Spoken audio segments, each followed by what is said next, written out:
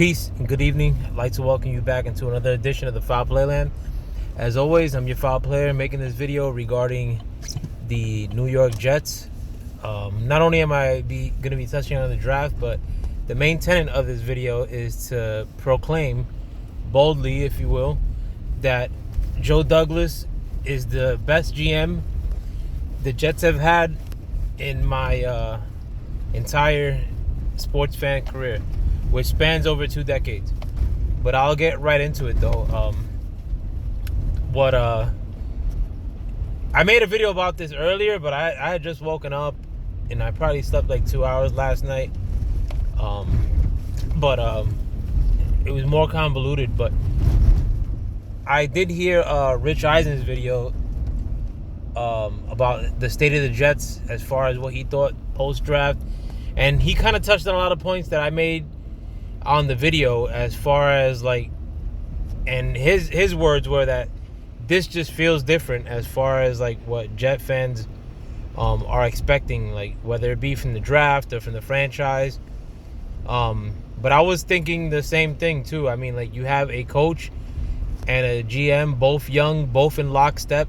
The GM actually brought that coach on, and it seemed like they're both firmly in place. They don't have these really illicit histories with other teams that once they start doing bad with the Jets, in the first sign of trouble, you start looking to fire them. And then when you have that staggered hiring of a coach and then a GM, or a GM and then a coach, one fires the other, usually the new one fires the whoever was here first, whether it be the GM getting fired by Adam Gase, and then they'll never be in lockstep.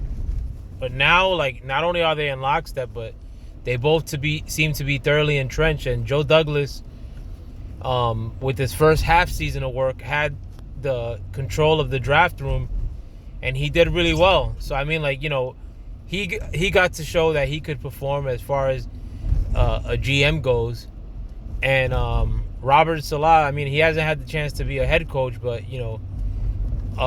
it was bound to happen. And I mean, he was a big head coaching candidate for quite a while, and now the Jets have him, and it was Joe Douglas's guy. So that's good to have. No matter what, at the very minimum, that a coach, quarterback, and GM are going to be here a minimum of 3 years, even in the worst of scenarios. It's a good thing. I mean, and I don't think this is going to be the worst of scenarios. I think last year was pretty tough, but the fact that Joe Douglas drafted Mekhi Becton and a few other pieces that Denzel Mims, you got to see a little bit of what could be as it pertains to players that are picked by Joe Douglas, if you will. But now Joe Douglas has had 2 drafts behind him. He got the quarterback of the future in Zach Wilson. And quite frankly, I mean, I've been following the draft for a while and studying prospects. And I was, there when we drafted Mark Sanchez. I remember when they drafted Chad Pennington, even though at that point I wasn't really in tune with how to scout players and whatnot. Not that I'm this big shot scout now, but I think I could draft better than Mike McCagnon, But and I was there when they drafted Darnold, of course. I was horrified when they drafted Geno Smith.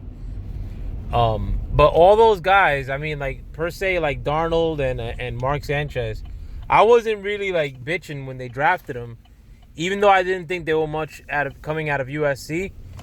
But I could have been wrong in my assessment. So my thinking is maybe they see something I don't see, and it's good either way that you take a shot at a quarterback when they're within range or within drafting distance or striking distance, especially if you don't have a quarterback. I mean, like, and that's what we did. And like when we drafted both of them, Darnold and Sanchez, even though I didn't think that they were that great coming out of college, but there's that potential of what if this is the guy, or what if he's just above average? That's better than what the Jets are dealing with anyway. But with Zach Wilson, it feels different in the sense that, like, this guy on tape, he's dope. I like Zach Wilson. I said it from the beginning of of this process that Zach Wilson is the best thrower in this draft. I mean, does that count for everything? No.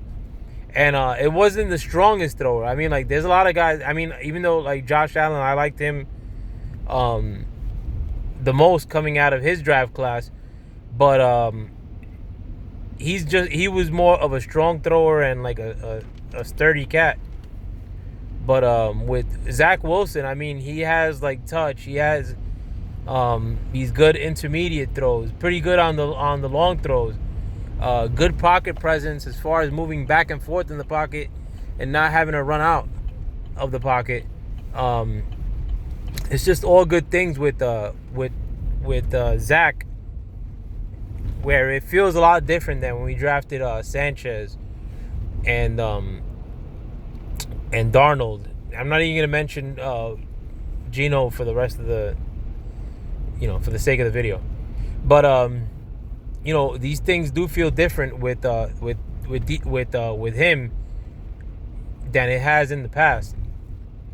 But you also, like I said, got the chance to draft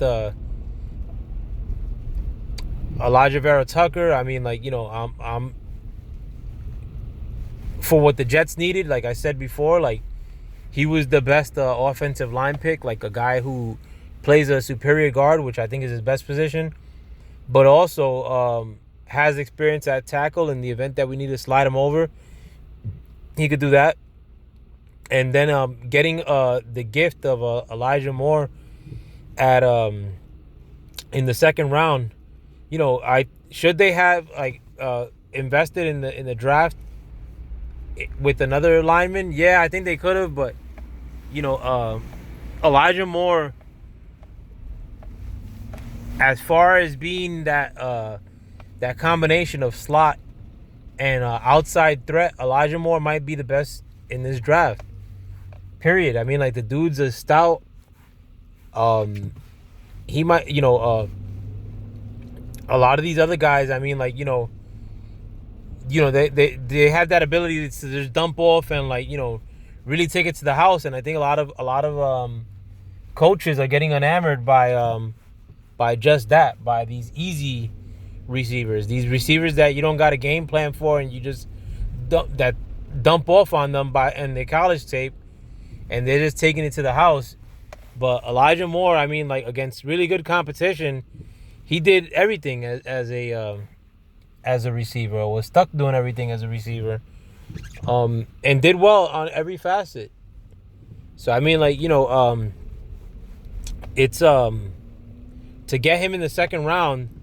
I mean, when we already had two big targets in Mims and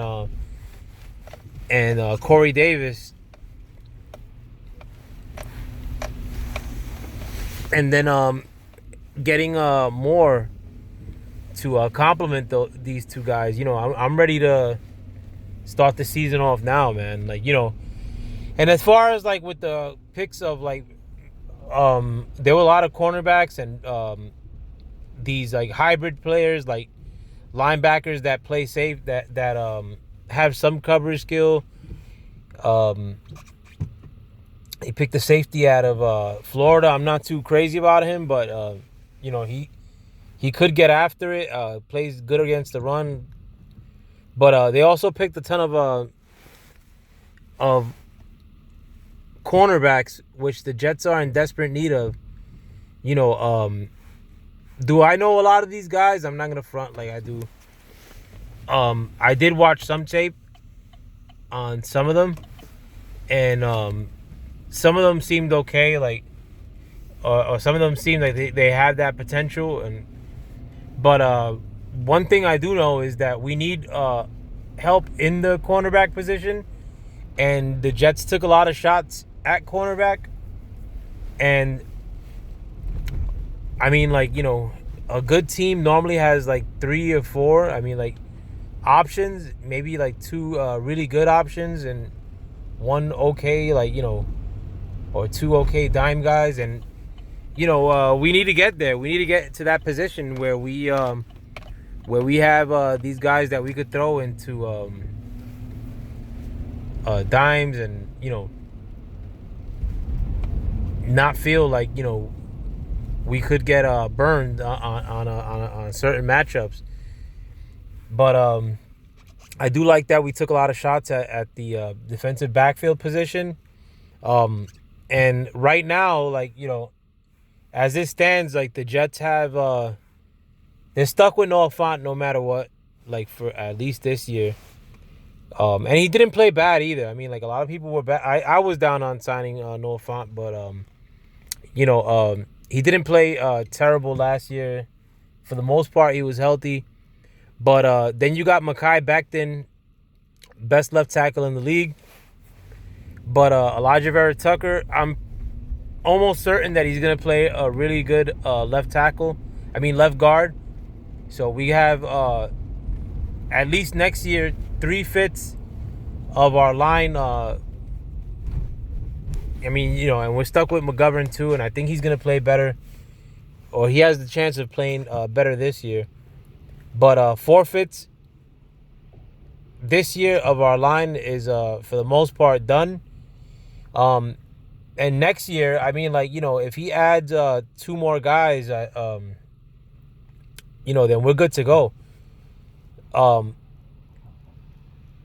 With as far as free agency goes with linemen, though, like, the position that Joe Douglas was in, a lot of linemen, premier linemen that do hit the free agency market, they could go wherever they want. I mean, a lot of times, like, they not only could they cash out, but they get to pick and choose, like, what franchise they could go to. Like, there's just a cap limit that nobody's gonna go above and beyond for, and they get to pick, like, what team, like, they want to. So I understand that we couldn't attain Joe Thuney, because, like, I mean, like, what were we gonna pay him? Like, we probably would have had to hit close to the $100 million range to sign a Joe Thuney. And that's a risky move to do. That's a risky proposition for a guy. I understand extending your soon-to-be free agent lineman, but to get somebody else's free agent and pay him, like, big money like that, and it's not even like a left tackle. I mean, it would have been really risky, and I understand, like, why they couldn't try to blow out the Chiefs. And Joe Thuney probably was set on, like, playing for top dollar at for the Chiefs. Once that option presented itself, it was probably a done deal. But no lineman is gonna come here, like, with the team as it was this past year. So we're just building, like, that offensive lineman unit. If we can get somebody in free agency, that's cool. But if not, I have all the faith in the world that Joe Douglas could build this line from the ground up, and I think that's his intention. Like, I'd rather him do that, because I don't want to, break the bank on offensive linemen. But these are good things. I mean, like, also too, as far as the guys that these hybrid guys that we picked in the later rounds, like rounds 4 through 7, like these, like, tweener linebackers slash safety guys, like, a lot of them have the ability to get after the quarterback, and I like that. Like, I do like that. These guys that you could send through the A gap and they could cause havoc. When really get a real fast pressures on these blitzes, which they just haven't had in ages. We don't have our linebackers always stink when we send them after the. It's it's almost like a liability every time we send linebackers after the quarterback. But these guys, they seem like they have an idea more than what we do have in the roster. And it's only gonna work really well with the Salah's defense. But we're in a good place right now as far as the Jets go. I like what we're doing. I like the fact that we're not completely hammered by that many contracts. But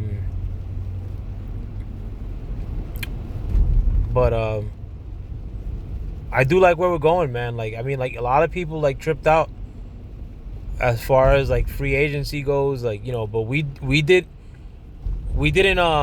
go all out with linemen in free agency. But everybody that we signed in free agency wasn't a crazy big ticket commitment, especially for the performance that they and potential that they